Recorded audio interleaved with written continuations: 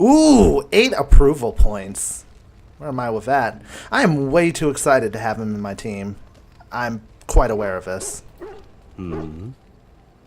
Oh, change the dialogue. That means I'm getting somewhere with him.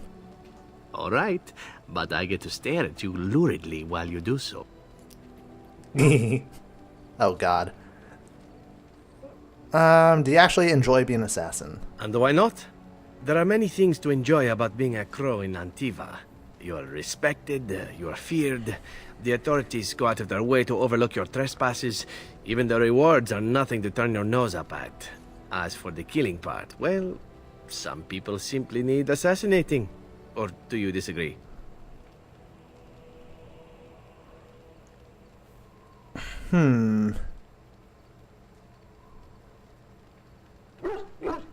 Never killed an innocent? Now there's an interesting word, innocent. How many men do you know who can claim to be truly innocent? Ooh. But if you're talking generalities, such as children and relatives and bystanders and such, never on purpose. But it happens. It's unfortunate, but death comes to us all. If not me, then some wasting disease, or a fall down the stairs, or at the hands of a darkspawn. It's all relative in the end.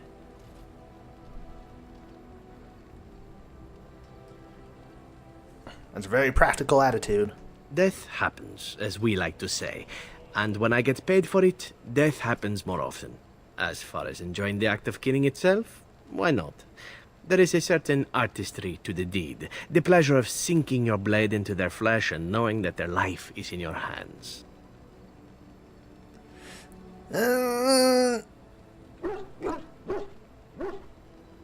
I know what you mean. I'm just gonna stay neutral on that one. There are many things I did not enjoy about being a crow, of course. Having no choice, being treated as an expendable commodity, the rules, oh, so many rules. But simply being an assassin, I like it just fine. I will continue to do it if I can, even if I am not a crow. Honestly, could you picture me doing something else? Yeah, I can see a few things, actually. You guys know which one I'm gonna pick. I mean professionally. Or maybe you mean professionally as well. Perhaps you intend to peddle my services to bored Ferelden noblewomen. It is an interesting thought, but I've always removed my clothes strictly on an amateur basis. A talented amateur, of course, but an amateur nonetheless. Of course, all these thoughts are moot. Chances are still good that you and I will perish, eaten by darkspawn or slain by the crows at some point. Very gruesomely, I imagine. But it is pleasant enough to chat about. Come, let's move on while our boots still have some wear in them. Minor dexterity. Plus 30. Interested. I'm getting somewhere. And yes, I know that I tend to just, like, say what the dialogue says. Admittedly, maybe that is a little bit of an Achilles heel, but it's a game that has constantly moving and vocal dialogue. So I'm kind of getting engrossed in it myself, so I apologize if that's a little bit not so exciting. I've a question, if I may. Go ahead. Well, here's the thing. I swore an oath to serve you, yes? And I understand the quest you're on, and this is all very fine and well. Yeah, do My it. question pertains to what you intend to do with me once this business is over with, as a point of curiosity.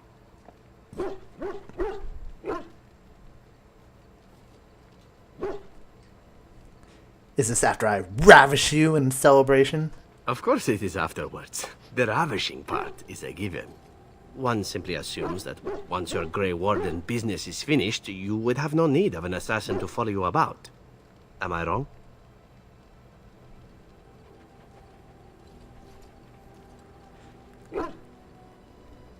I'd always use a friend, always need a servant, trust me, not at all, you could go if you wanted. I think I know which one I'm going to pick, and you guys know which one I'm going to pick, because I have interesting tastes. I'm sure I could come up with a few more if pressed. It is good to know what my options might be, but that is for another time. For now, we have much to do, yes? plus 14? What am I doing? Damn. I'm boosting him up faster than I ever did any of my other characters. Alright, but I get to stare at you luridly while you do so. Tell me about your adventures. My adventures? I'm hardly an old man just returned from across the ocean, am I? Should I shake my fist at nearby children while I talk about the good old days? You certainly talk like you've had adventures. I mean, look at you. You're an assassin. You're persuasive, you're charismatic. Falling down a flight of stairs is an adventure. Falling into someone's bed, also an adventure. I am assuming what you're looking for are professional anecdotes. Let's see, my second mission ever for the Crows was a bit intriguing. I was sent to kill a mage who had been meddling in politics. And nobody likes politics.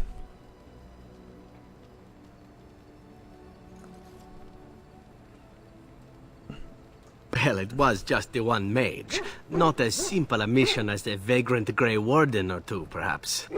As it turned out, the mage in question was quite a delightful young woman. Long, divine legs, as I recall. I caught her in a carriage on her way to escape to the provinces.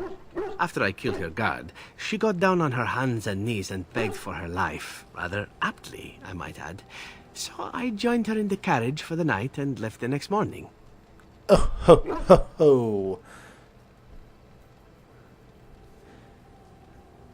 And she didn't try to kill you. She didn't try to just stab the knife right in your throat. God, thinking about that statement kind of reminds me of something from The Walking Dead. $5 to whoever knows what scene I'm talking about. Well, yes, twice, actually. Then she decided to try and use me instead. The woman had actually convinced me to speak to the Crows on her behalf. What can I say? I was young and foolish at the time. Then, as I was kissing her goodbye to return to Antiva City, she slipped on the threshold and fell backwards out of the carriage. Broke her neck. Shame, really, but at least it happened quickly.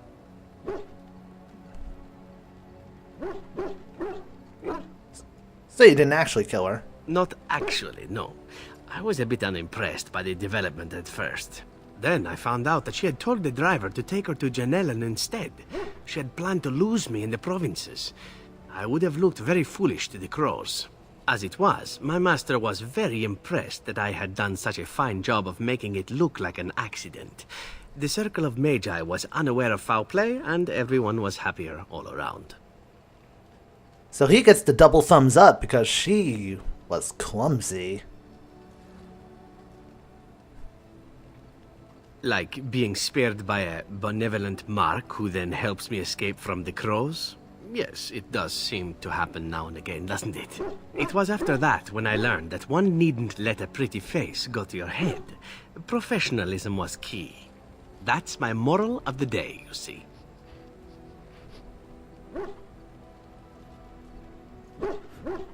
Well, there is you. But I'll point out that you did have to capture me and tie me up first. Every rule has its exception. Now that I've mentioned tying me up in that context, do we have extra rope about?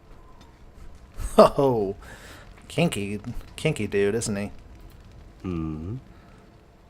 God, there's gonna be like 3 or 4 videos in a row of me just talking to Zevran, and I do not mind. All right, but I get to stare at you luridly while you do so. I haven't even asked him any personal questions, so what's your opinion of the Dalish, or Dalish, whatever? I know little enough of the Dalish other than the fact that my mother was one, or so I was told. She had fallen in love with an elven woodcutter and accompanied him back to the city, leaving her clan behind for good. And there, of course, the woodcutter died of some filthy disease and my mother was forced into prostitution to pay off his debts. Oldest tale in the book. That sucks.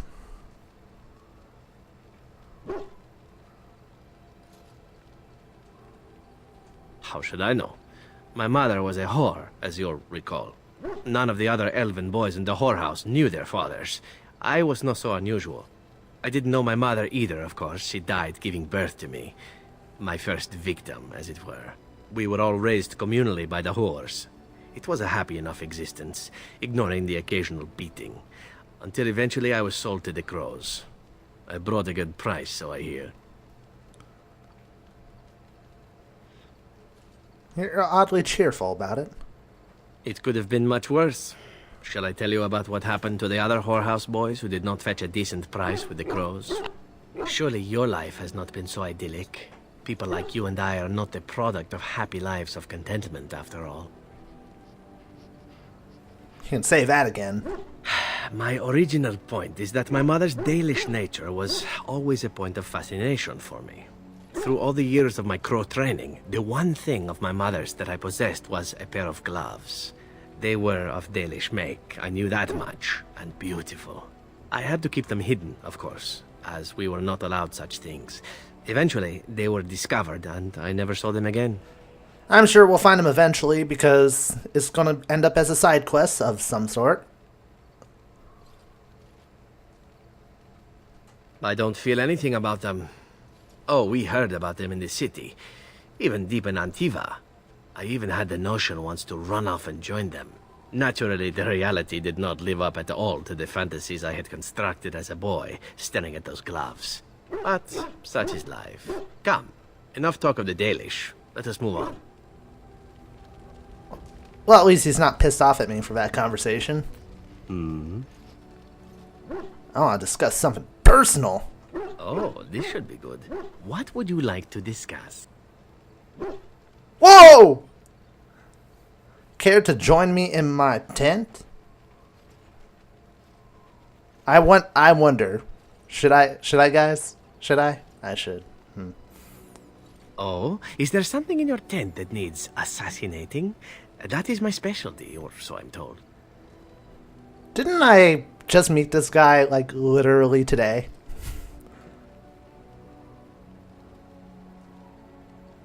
I just want to talk to you. In private.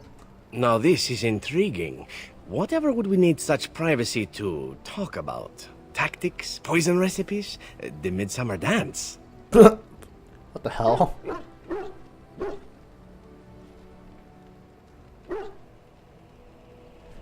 You'll get in that damn tent, even if I had to drag you there. Why, yes, sir. I should warn you, however, that I have never been known to succumb to an interrogation. You may just have to beat it out of me. Creatively.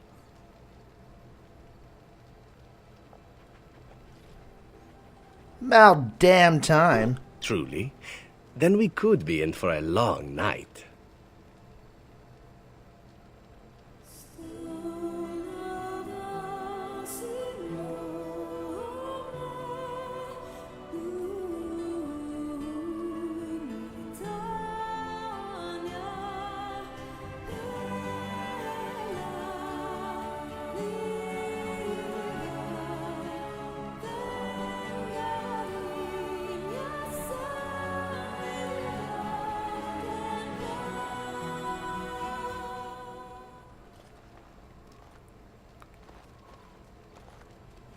See?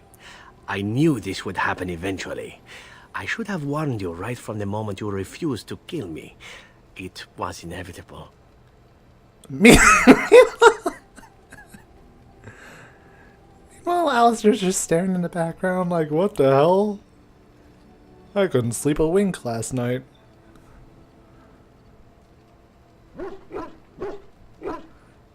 And here I thought I seduced you. Oh, such subtlety in your seductive charms that I was not even aware of them. A work of art in motion, perhaps? So then, as the priestess so famously said to the handsome actor, what now?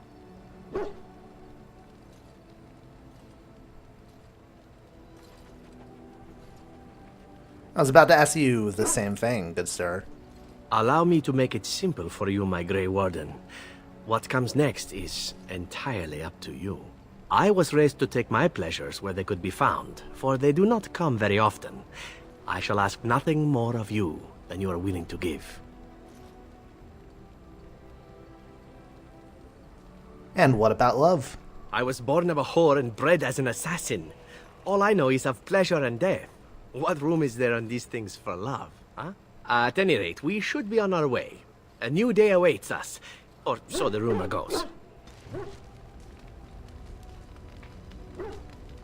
Easy lover.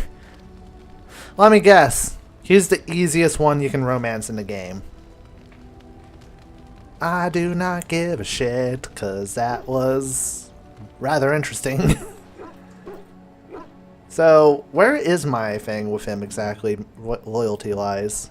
Oh my god, plus 64 care. Liliana was the highest one too, so 55 warm. She's gonna be like my best friend. That was interesting. I don't know why my voice cracked there. Indeed.